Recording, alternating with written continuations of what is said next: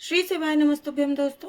हर हर महादेव, जय महाकाल। मैं प्रतिभा शर्मा एक बार फिर से स्वागत करती हूँ आप सबका मेरे YouTube चैनल पर। दोस्तों, सभी को पता है कि 12 अप्रैल बहुत ही खास, बहुत ही विशेष दिन हो जाता है पूरे विश्व में। एक सबसे खास दिन जो कि हनुमान जी महाराज के लिए समर्पित है, यानी कि हनुमान जयंती का दिन 12 अप्रैल को पड़ने वाला है, 12 अप्रैल 2025। इसीलिए ये दिन बहुत ही खास, बहुत ही विशेष हो जाता है, क्योंकि हनुमान जी का दिन है, मंगल का साल है। तो जितनी आप उपासना करते हैं उनकी, उतना आपको लाभ प्राप्त होगा। दोस्तों, मैं बहुत सारे वीडियो आप सबके साथ शेयर कर चुकी हूँ हनुमान जयंती पर। क्या कुछ उपाय आपको करना चाहिए, कैसे भगवान की पूजन अर्चन आपको करना चाहिए, और अगर आपकी कोई इच्छाएं, मनोकामनाएं हैं जो कि पूरी नहीं हो रही हैं और आपके काम अटक रहे हैं, तो आपको क्या उपाय करने चाहिए, कैसे हनुमान जी महाराज की कृपा प्राप्त की जा सकती है, इसके वीडियो बहुत सारे मैं आप सबके साथ शेयर कर चुकी हूँ। उसी क्रम में एक और वीडियो आपके पास शेयर करने के लिए मैं लेकर के आई हूँ, जिसमें मैं बताने वाली हूँ कि किस प्रकार से आपको ईश्वर को प्रसन्न करना है, हनुमान जी महाराज को प्रसन्न करना है, बड़े ही सरल तरीके से। तो इस वीडियो का पहला उपाय जो मैं आपको बताने वाली हूँ वो है माला चढ़ानी है आपको। ठीक है, तो पहली चीज़ तो मैं आपको बताने वाली हूँ कि हनुमान जी महाराज को कितने तरीके की मालाएं जो है वो समर्पित की जा सकती हैं, या कौन कौन सी मालाएं हनुमान जी महाराज को समर्पित करनी चाहिए। तो दोस्तों, यह जान लीजिए सबसे पहले कि शिव और हनुमान जी महाराज दोनों एक ही हैं, अलग अलग नहीं हैं। हनुमान जी को शिव का ही रुद्र स्वरूप कहा जाता है, जो है वो हनुमान जी शिव के ही एक रूप है। दोनों में कोई अंतर नहीं है। इसलिए चाहे तो आप श्री शिवाय नमस्तुभ्यम करें या जय हनुमान कहें, एक ही बात है। ईश्वर तो एक ही है। तो 11वां अवतार जो कहा जाता है शिव का, वो हनुमान जी महाराज हैं। अब हनुमान जी महाराज को कितने प्रकार की मालाएं समर्पित होती है ये जान लीजिएगा दोस्तों। हनुमान जी महाराज को 3 प्रकार की मालाएं समर्पित की जा सकती हैं। 3 प्रकार की मालाएं समर्पित की जाती हैं। अलग अलग जो उपाय होते हैं उनके अनुरूप मालाएं समर्पित की जाती हैं। तो पहला जो है मैं आपको यहाँ पर बताने वाली हूँ, आंकड़े की पुष्प की जो होती है। कुछ लोग पुष्प चढ़ाते हैं, कुछ लोग पत्ते चढ़ाते हैं, पर यहाँ पे आंकड़े के पत्ते जो होते हैं उसकी माला जो हनुमान जी महाराज को समर्पित की जाती है। और किस लिए की जाती है? ये की जाती है कार्य की सिद्धि के लिए। तो अगर आपका कोई कार्य हो नहीं रहा है, कोई कार्य अटक रहा है, आपकी कोई इच्छा मनोकामना है, कोई आपकी कार्य सिद्धि नहीं हो पा रही है, अभी भी आपके कार्य रुके हुए हैं, तो दोस्तों 12 अप्रैल नज़दीक ही है ना। आप इस उपाय को ज़रूर कीजिएगा और आपका कार्य जो भी अटक रहा था वो ज़रूर होगा। आपकी कार्य में सिद्धि ज़रूर आपको प्राप्त होगी। हनुमान जी महाराज का आपको आशीर्वाद ज़रूर मिलेगा। करना क्या है, कैसे करना है, ये समझ लीजिएगा। सबसे पहले दोस्तों, आपने लेने हैं 2 मिट्टी के दीपक, लंबी पत्ती के। यहाँ पर दीपक तैयार करेंगे, एक गाय के शुद्ध घी का और दूसरा तेल का। सभी को पता है कि हनुमान जी महाराज को अगर आपको दीपक जलाना है तो या तो आप चमेली के तेल का दीपक जलाएंगे या फिर सरसों के तेल का।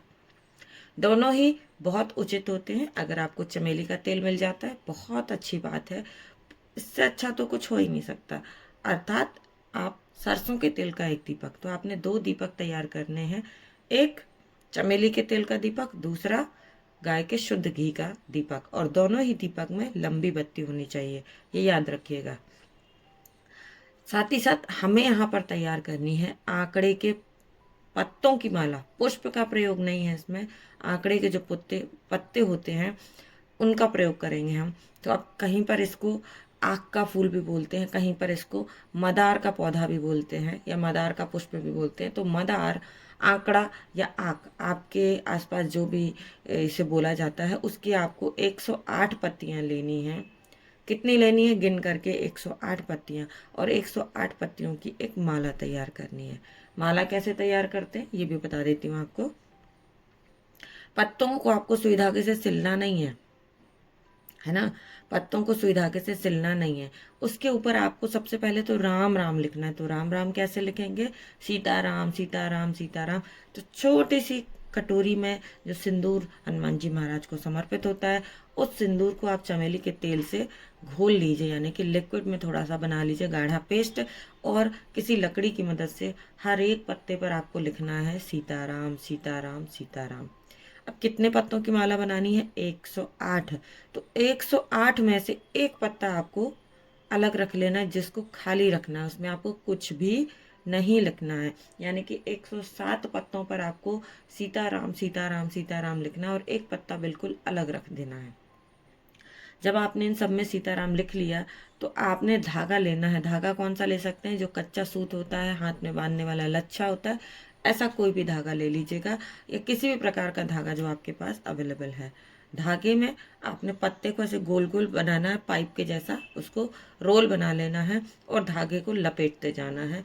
जैसे कि मैंने एक बार आपको वीडियो में बताया है कि आप लौंग की माला कैसे बना सकते हैं, उसी प्रकार आपको पत्तों को लपेट लपेट कर धागा में और 108 पत्तों की माला बनानी है। जो एक पत्ता आपका खाली पत्ता है उसको कब लगाना है, कैसे लगाना है, ये ध्यान से सुनिएगा। सारे पत्ते आप लगाते जाइए, सीताराम बोलते जाइए, लिखते जाइए, माला बनाते जाइए।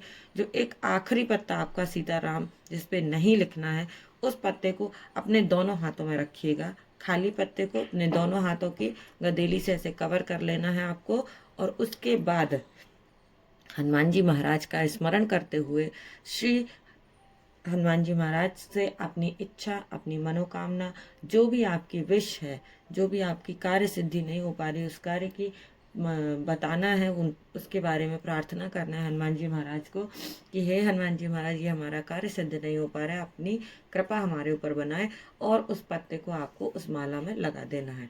अब कोई क्रम नहीं है कि आपको 4 पत्तों के बाद में वो पत्ता लगाना है, कहाँ लगाना है, कब लगाना है। पूरी माला में कहीं पर भी आप इस पत्ते को लगा दीजिएगा। बस जब भी इस पत्ते को आप लगाएं तो दोनों हाथों में रखने के बाद में, और आपको भगवान से अपनी इच्छा कह देनी है, अपनी मनोकामना, अपनी विश कहनी है, और फिर उस पत्ते को भी रोल बना करके माला में लगा देना है। और इसको ले जा कर के जहाँ कहीं भी आपके घर के आसपास में हनुमान जी महाराज का मंदिर है, वहाँ पहुँच जाइए। पहुँच करके आपको ये माला जो है वो हनुमान जी महाराज को चढ़ा देनी है। बहुत अच्छी बात है अगर आप एक हनुमान चालीसा का पाठ कर सकें या सुंदरकांड का पाठ कर सकें तो बहुत ही अच्छी बात है, सोने पर सुहागा है। तो इतना करने के बाद में जो आप दीपक लेकर के गए हैं, वो 2 दीपक आपको हनुमान जी महाराज के समक्ष रख कर के प्रज्वलित कर देने हैं, और वहाँ बैठ कर के हनुमान जी महाराज से अपनी कामना करनी है कि हे ईश्वर, आपकी दया दृष्टि, आपकी कृपा हम पर बनाए रखें, और ये हमारा कार्य सिद्ध नहीं हो पा रहा है तो इसके लिए आपका आशीर्वाद प्रदान करें।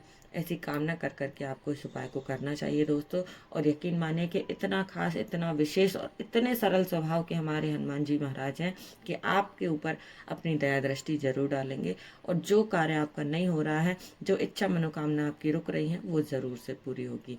तो दोस्तों, यहाँ पर मैंने आपको एक पहली माला जो बताई है आंकड़े के पुष्प की या मदार के, जिसको पुष्प बोलते हैं, तो उसकी पत्तियां लेनी है हमें, पुष्प नहीं लेना है ना। आंकड़े की पत्तियां या मदार का जो पेड़ होता है उसकी पत्तियों की माला का आप उपयोग कीजिएगा इस हनुमान जयंती पर, और देखिए कि आपको कितना चमत्कारिक लाभ मिलता है। पूज्य गुरु जी की कथा को सुनकर के मैं वीडियो के माध्यम से यह जानकारी आप तक पहुंचाती हूँ दोस्तों, और उम्मीद करती हूँ कि वीडियो आपको अच्छा लगता होगा। तो वीडियो अगर अच्छा लगे तो कमेंट में हनुमान जी महाराज का एक नाम जरूर लिखिएगा। बहुत सारे नाम हैं उनके, गतिमान, रतिमान, जो भी नाम आपको लगे, या फिर जय श्री राम जरूर लिखिएगा, और बताइएगा कि वीडियो आपको कैसा लगा।